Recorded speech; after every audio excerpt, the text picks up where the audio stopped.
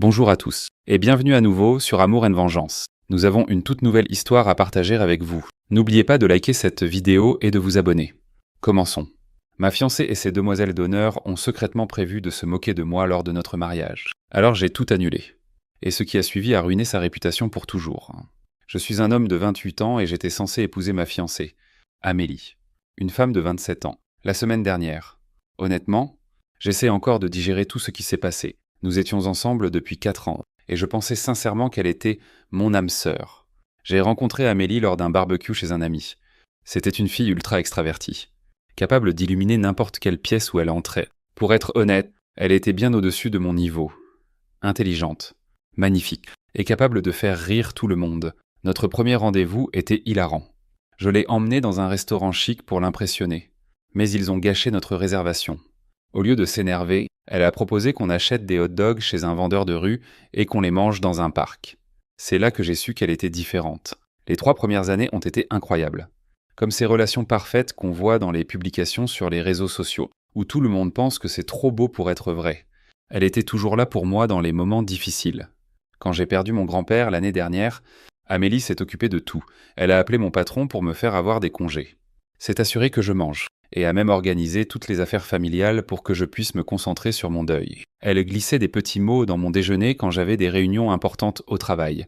Une fois. Elle a même appris à faire la recette des lasagnes de ma mère parce qu'elle savait que les plats faits maison me manquaient. Amélie était aussi très amusante. On organisait des journées d'aventure spontanées où on prenait la voiture sans rien planifier. Elle m'a appris à arrêter d'être toujours sérieux et à profiter davantage de la vie. Mes amis l'adoraient parce qu'elle rendait nos soirées jeux plus fun. Ma sœur, en revanche, n'a jamais rien dit, mais je voyais qu'elle ne s'entendait pas avec Amélie. Ce n'était pas un problème. Cependant, mais il y a environ 6 mois, les choses ont commencé à changer. Au début, c'était des petites choses. Elle parlait de plus en plus de son ex, Thomas. Par exemple, on regardait la télé, et elle lâchait soudainement. Oh, Thomas adorait cette série. Ouh. Thomas ne comprenait jamais ce genre de série. Il était tellement basique, au début. Je n'y prêtais pas trop attention. Tout le monde parle de son ex de temps en temps. Non. Puis ses blagues ont commencé à devenir plus méchantes. Amélie aimait les farces, mais avant. C'était des blagues qu'on trouvait tous les deux drôles. Un jour. Elle a remplacé toutes mes chaussettes par des roses fluo avant une réunion importante. C'était drôle, car elle savait que mes chaussures les cacheraient. Mais récemment, ses forcés ont commencé à sembler différentes, presque cruelles. Quand j'ai obtenu une grosse promotion pour laquelle je travaillais depuis 2 ans, au lieu d'être excitée comme avant, elle a fait un discours bizarre lors de la fête de célébration, devant mes collègues, mon patron et mes parents. Elle a dit que j'avais probablement juste eu de la chance et que mon patron avait pitié de moi. Tout le monde était mal à l'aise pendant qu'elle riait. L'ancienne Amélie n'aurait jamais fait ça. Avant. Elle était ma plus grande supportrice. La demande en mariage est le moment où j'ai vraiment commencé à sentir que quelque chose clochait. J'avais passé des mois à tout planifier, économiser pour un restaurant ultra chic, acheter ses fleurs préférées, et même organiser une surprise avec un dessert spécial pour la bague. Quand je me suis mise à genoux, elle a fait semblant de ne pas vouloir m'épouser pendant 5 longues minutes, disant « Oh, je ne sais pas », pendant que tout le restaurant nous regardait, quand elle a enfin dit oui en riant, disant que c'était une blague. Quelque chose n'allait pas. L'ancienne Amélie aurait peut-être joué le jeu quelques secondes. Mais elle ne m'aurait jamais laissé me sentir idiot aussi longtemps. Avec le recul, c'est étrange. Les choses que j'aimais chez elle, sa spontanéité, son humour, sa personnalité extravertie, ont commencé à sembler différentes. Comme si elle ne faisait plus les choses pour nous rendre heureux tous les deux, mais juste pour attirer l'attention ou faire rire les autres. Chaque fois que j'essayais de lui parler de ses farces, elle me disait « oh mon Dieu, chérie, apprends à rigoler. » Ou « Pourquoi es-tu si sensible ?» L'ancienne Amélie m'aurait écouté. Avant, on pouvait parler de tout. Mon meilleur ami a aussi remarqué le changement. Il me disait « Mec, est-ce qu'Amélie va bien ?» Elle agit différemment. Mais je trouvais toujours des excuses, me rappelant à quel point tout était génial avant. Je me disais qu'elle était peut-être stressée par le mariage ou le travail. L'Amélie dont je suis tombé amoureux était cette personne incroyable et attentionnée qui me donnait envie d'être meilleure. Elle me surprenait avec mes snacks préférés quand j'avais une mauvaise journée, se souvenait de choses que j'avais mentionnées des mois plus tôt, et savait toujours comment me faire rire quand j'étais déprimé. C'est pour ça qu'il m'a fallu tant de temps pour remarquer les changements. Quand on aime quelqu'un à ce point, on ne veut pas voir les mauvaises choses, mais les changements ont continué. Avec le recul, je vois tous ces signaux d'alerte qui apparaissaient les uns après les autres. C'était comme regarder un replay d'un match où on connaît déjà la fin. Tous les signes sont si évidents maintenant. Mais quand on est en plein dedans, on espère juste que tout redeviendra normal. Bref, environ 2 mois avant le mariage, les choses sont devenues vraiment bizarres. Amélie parlait de Thomas bien plus souvent, toujours de manière détournée, comme si elle me faisait des compliments en le rabaissant. On était à table. Je lui parlais d'un nouveau projet au travail. Et elle disait « C'est pourquoi tu es tellement mieux que Thomas. Il gérait à peine les maths de base. Et toi, tu gères des projets à 1 million d'euros ou au supermarché. » Je regardais les étiquettes nutritionnelles pour manger sain. Et elle lançait « Thomas ne se préoccupait jamais de ça. Il prenait juste ce qu'il y avait de moins cher. Il était tellement simple, au début. » Je pensais qu'elle essayait de me flatter. Mais ça devenait de plus en plus fréquent. On regardait un documentaire sur l'espace. Et elle disait « Thomas ne regarderait jamais ça. C'était trop compliqué pour lui. Il ne regardait que du sport. » Mais sa façon de le dire était bizarre. Comme si la simplicité de Thomas lui manquait. Puis j'ai remarqué qu'elle était toujours sur son téléphone, pendant le dîner, en regardant la télé, même quand on planifiait le mariage. Elle recevait des messages et tournait son téléphone rapidement si je passais à côté. Je ne suis pas du genre jaloux, mais quelque chose clochait. Une nuit, elle s'est endormie sur le canapé pendant un film. Et son téléphone s'est allumé. Juste une seconde. Mais c'était suffisant. Thomas. Mon estomac s'est noué. Le message affiché disait « Hâte de te voir demain ». Avant de disparaître, mon cerveau s'est accroché à chaque détail. La façon dont son nom apparaissait si naturellement sur son écran. Comment pouvait-elle encore avoir son numéro alors qu'on était fiancés? L'emoji anodin mais soudain plein de sens que je ne voulais pas décrypter. J'ai essayé de respirer, de me convaincre que c'était peut-être innocent. Peut-être qu'elle rencontrait juste un vieil ami. Peut-être que c'était lié au mariage. Mais mon instinct me disait ce que mon cerveau refusait d'accepter. Après ça, j'ai commencé à faire plus attention. Où elle allait, combien de temps elle était absente. Les petites incohérences dans ses histoires. Elle disait qu'elle avait des réunions pour le mariage avec ses demoiselles d'honneur. Mais quelque chose ne collait pas. Un jour, j'ai décidé de la suivre. Je me sentais ridicule, comme un petit ami parano dans un mauvais film, mais j'avais besoin de savoir. Elle s'est garée devant un café en centre-ville et est en train... Pas de demoiselle d'honneur. Pas d'organisateur de mariage. Juste lui. Thomas était déjà là, l'attendant à une table près de la fenêtre. Je suis resté dehors, près d'un lampadaire, comme une ombre dans la nuit. Mon cœur battait à tout rompre pendant que je les observais. Ils ne faisaient pas que discuter. Ce n'était pas une simple rencontre amicale. Ils semblaient à l'aise. Complices, comme 2 personnes avec un passé. Comme s'ils faisaient ça depuis un moment. Elle riait à quelque chose qu'il disait, penchant la tête comme elle le faisait quand elle flirtait, en roulant une mèche de cheveux autour de son doigt, avec ce sourire intime qu'elle me réservait autrefois. J'avais envie de vomir. Mes poings se serraient. J'avais envie de défoncer la porte, de l'affronter devant tout le monde. Mais je ne pouvais pas bouger. Je ne pouvais pas respirer. Je suis resté là, à regarder par la fenêtre comme un idiot qui n'avait rien vu venir. Comme un fou qui pensait épouser l'amour de sa vie alors qu'elle lui échappait déjà. Je ne l'ai pas confrontée quand elle est rentrée. Peut-être que j'aurais dû, mais je voulais voir jusqu'où ça irait, les semaines suivantes. J'ai remarqué plus de choses. Elle disait qu'elle allait essayer des robes avec sa mère. Mais sa mère m'appelait pour des détails sur le mariage à ce moment précis. Elle prétendait avoir des réunions tardives au travail. Mais un collègue, qui est aussi un ami, m'a dit qu'elle était partie tôt ce jour-là. Ces demoiselles d'honneur agissaient aussi bizarrement. Elle me lançait des regards quand on parlait du mariage, comme si elle savait quelque chose que j'ignorais. Elle chuchotait et s'arrêtait net quand je passais, sauf une de ses amies, que j'appellerais Jeanne. C'est une demoiselle d'honneur discrète qui travaille dans ma boîte. Elle semblait toujours mal à l'aise quand les autres riaient de quelque chose. Je me souviens d'un moment au lieu du mariage, pendant la planification, où Amélie parlait de Thomas, disant qu'il n'aurait jamais pu se permettre un endroit comme ça, qu'il vivait encore dans son appart d'étudiant avec des colocataires. Mais elle avait un ton bizarre, comme si elle trouvait ça mignon. Puis elle m'a regardé et a dit « C'est pour ça que tu es tellement mieux, chérie. T'as de l'ambition. Thomas. » C'était juste simple. Mais sa façon de dire « simple » donnait l'impression qu'elle se souvenait de quelque chose d'agréable. Ce jour-là, Jeanne m'a pris à part. L'air très nerveuse, elle a commencé à dire « Écoute, il y a quelque chose que tu devrais… Mais Amélie est revenue à ce moment-là. Et Jeanne s'est éclipsée rapidement. La goutte d'eau a été quand j'ai surpris Amélie au téléphone dans notre jardin. Elle pensait que j'étais au travail. Mais j'étais rentré tôt à cause d'une migraine. Elle riait et disait « Ouais, il n'a aucune idée. Il pense que je suis à des réunions pour le mariage. » Puis elle m'a vu par la fenêtre et a raccroché précipitamment, prétendant parler à sa sœur d'une surprise pour moi. J'ai su à ce moment-là que notre relation était finie, même avant de savoir exactement ce qui se passait avec Thomas.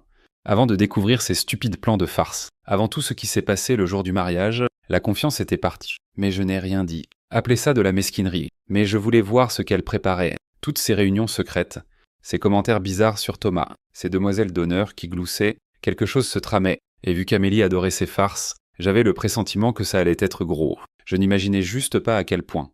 Avec le recul.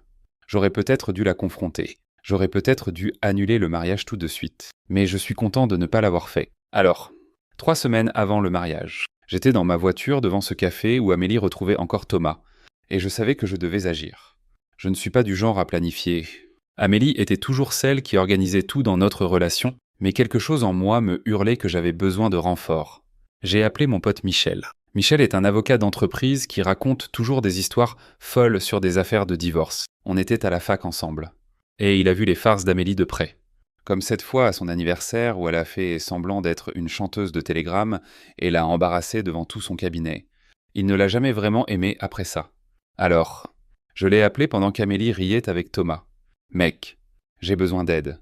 Je pense qu'Amélie prépare quelque chose pour le mariage, et ça ne va pas être bon. » Michel est resté silencieux 1 minute, puis m'a dit « Viens à mon bureau tout de suite. » Je n'oublierai jamais ce moment dans son bureau chic pendant qu'il écoutait tout ce que je lui racontais. Quand j'ai fini, il m'a regardé très sérieusement et a dit « On a besoin d'une assurance. » Puis il a sorti un bloc-notes juridique et a commencé à écrire. « Écoute, a-t-il dit, je ne peux pas l'empêcher de faire ce qu'elle prépare. Mais on peut s'assurer qu'elle le regrette si elle tente quelque chose. » On a passé 4 heures dans son bureau à rédiger un faux contrat prénuptial. Michel a dit qu'il ne tiendrait pas 5 minutes devant un tribunal. Mais il avait l'air super officiel, avec tout un jargon juridique que je ne comprenais même pas. La partie importante était une clause spécifique sur l'humiliation publique. J'ai encore une photo de ce contrat sur mon téléphone. Si l'une des parties s'engage dans une humiliation publique intentionnelle de l'autre avant la signature de ce contrat, toutes les obligations financières conjointes seront immédiatement annulées, et la partie fautive devra présenter des excuses publiques.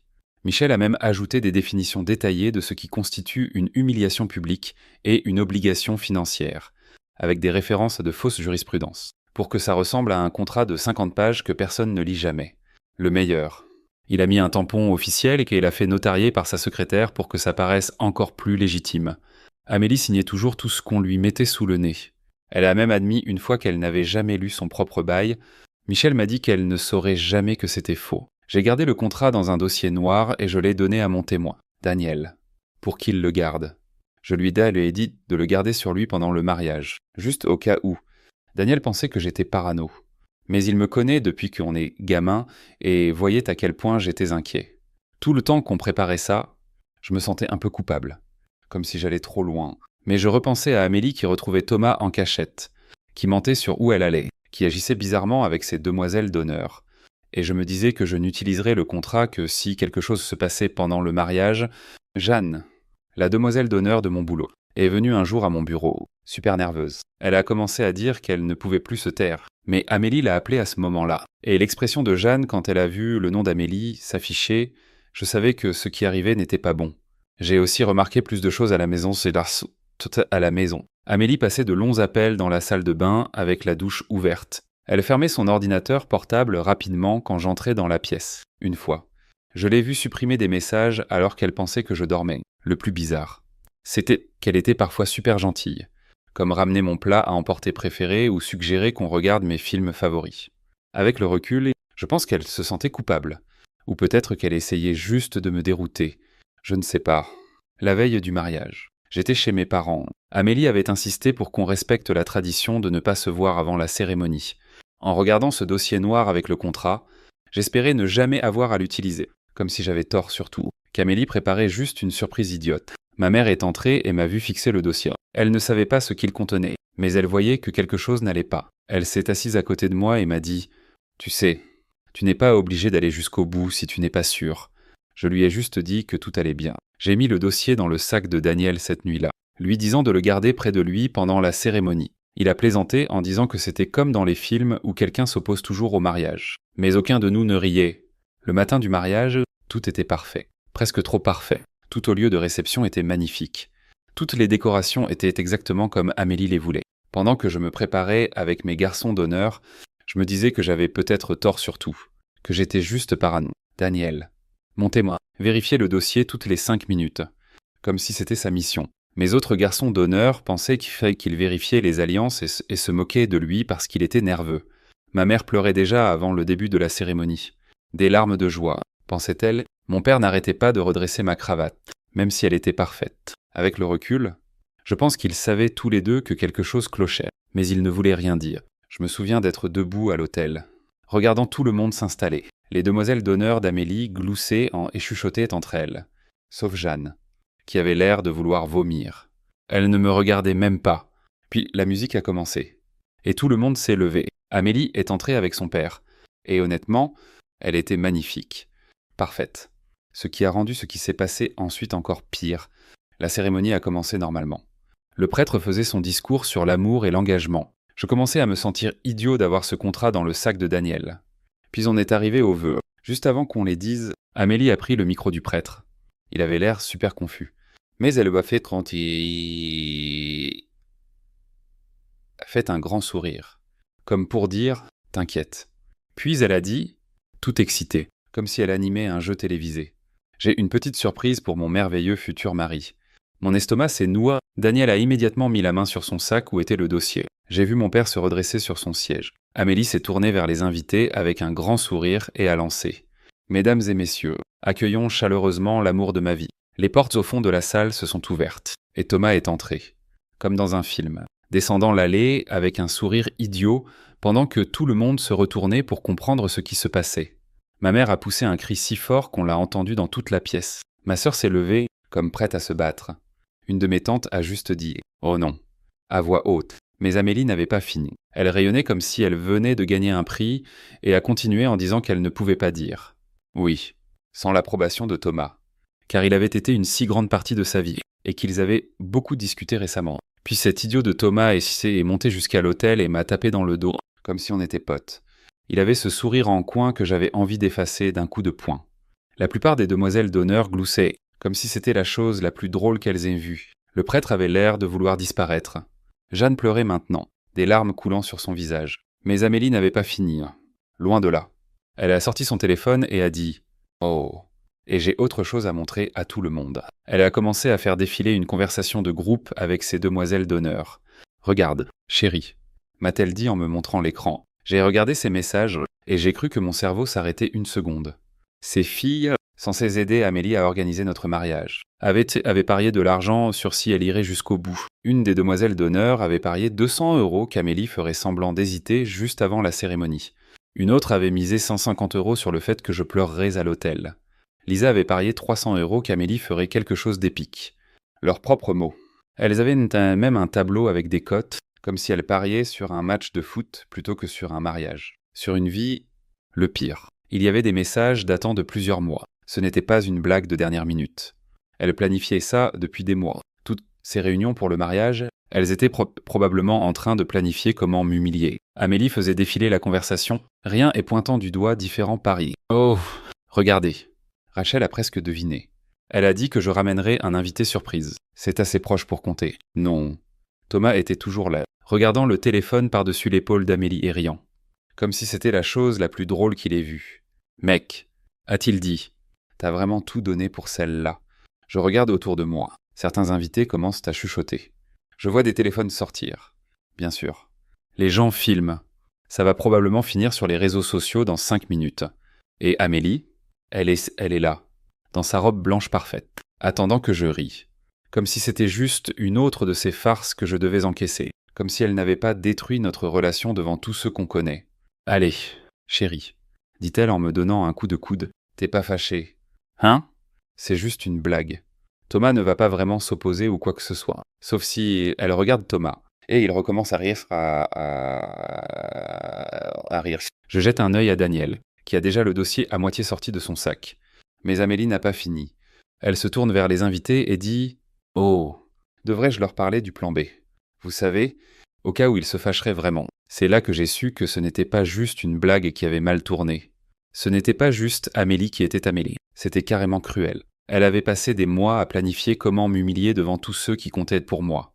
Elle avait impliqué ses amis, son ex, Probablement la moitié des gens dans cette salle. Je les regardais, si fier d'elle. Et je n'ai plus vu la fille dont j'étais tombé amoureux. J'ai vu quelqu'un qui pensait que mes sentiments étaient une blague.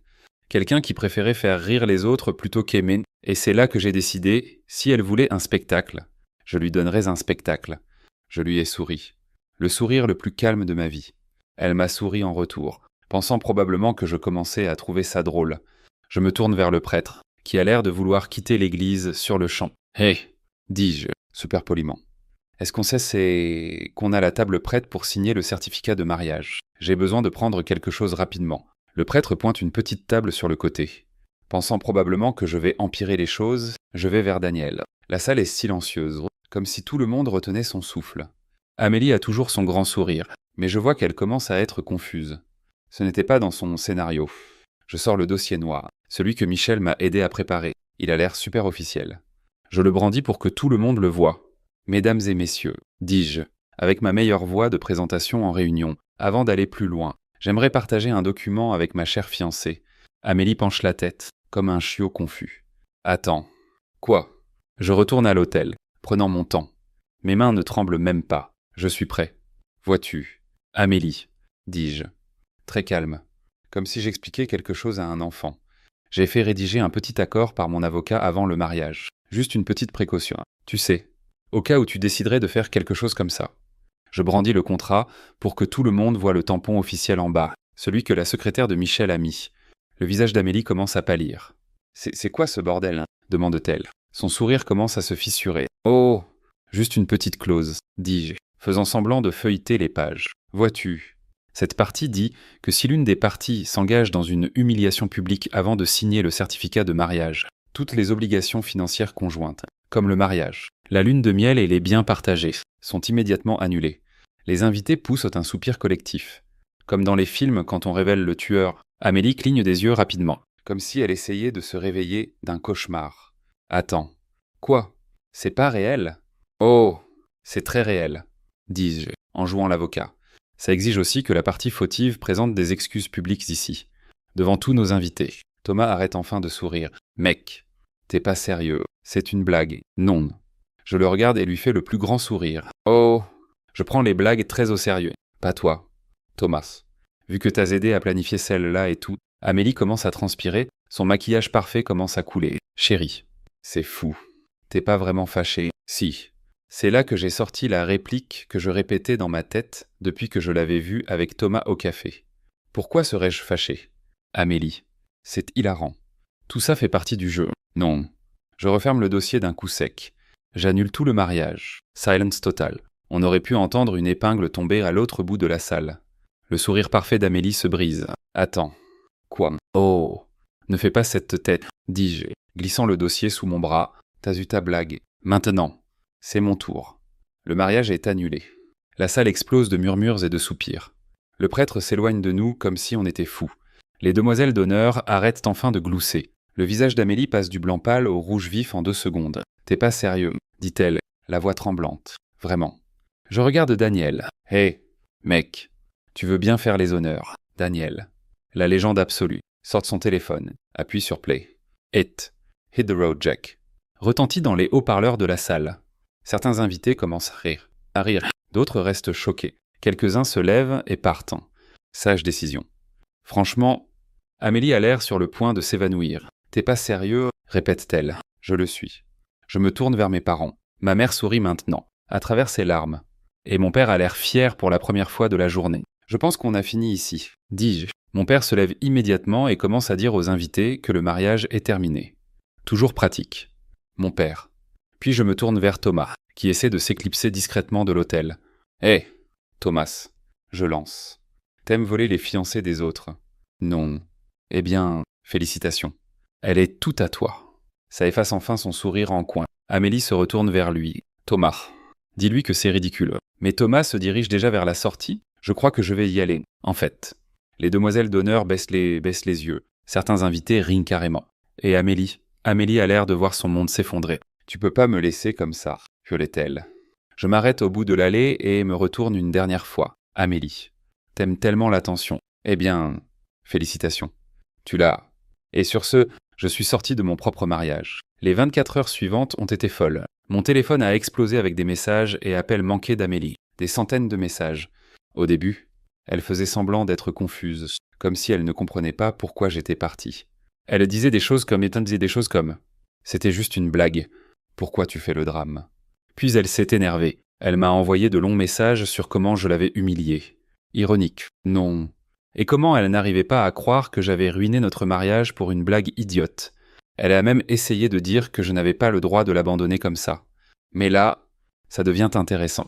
Vous vous souvenez de cette conversation de groupe où elle pariait, Daniel, le génie absolu, avait pris des captures d'écran de tout avant qu'on parte. Depuis le téléphone d'une des demoiselles d'honneur, tous leurs messages sur la planification de cette farce, tous les paris qu'elles avaient faits, même des messages datant de plusieurs mois où elles discutaient de différentes façons de me ridiculiser au mariage. Amélie a essayé de dire aux gens que je l'avais abandonnée à l'hôtel. Elle a joué la victime sur les réseaux sociaux et tout. Mais ensuite, ces captures d'écran ont commencé à circuler. Apparemment, les gens n'aiment pas trop quand on transforme un mariage en pari. Les retombées ont été épiques. Les demoiselles d'honneur qui trouvaient ça si drôle, elles ont paniqué quand elles ont réalisé que tout le monde pouvait voir leurs messages. Sarah, la demoiselle d'honneur principale, a même perdu une opportunité d'emploi parce que les captures d'écran ont été envoyées à son potentiel employeur. On dirait qu'il ne voulait pas de quelqu'un qui trouve l'humiliation amusante. Les parents d'Amélie m'ont appelé le lendemain. Sa mère pleurait, disant qu'elle n'avait aucune idée qu'Amélie ferait quelque chose comme ça. Apparemment, il avait prévenu de ne pas faire de coup au mariage. Son père s'est excusé et a dit qu'il comprenait pourquoi j'avais fait ce que j'avais fait. Puis les questions d'argent sont arrivées. Amélie a exigé que je lui rembourse les frais du mariage. Ça m'a fait rire, parce que j'avais payé pour presque tout. Le lieu, ma carte, la restauration, mon compte. Cette lune de miel luxueuse dont elle se vantait à tout le monde, réservée à mon nom, un coup de fil à chaque endroit, et tout était annulé. Le gérant du lieu a été super compréhensif, disant qu'il avait vu des trucs fous dans les mariages, mais que c'était une première. L'annulation de la lune de miel l'a vraiment touchée. Elle avait déjà posté partout sur les réseaux sociaux à propos de nos 2 semaines incroyables à Hawaï. Elle a dû expliquer à tout le monde pourquoi elle ne postait pas de photos de plage.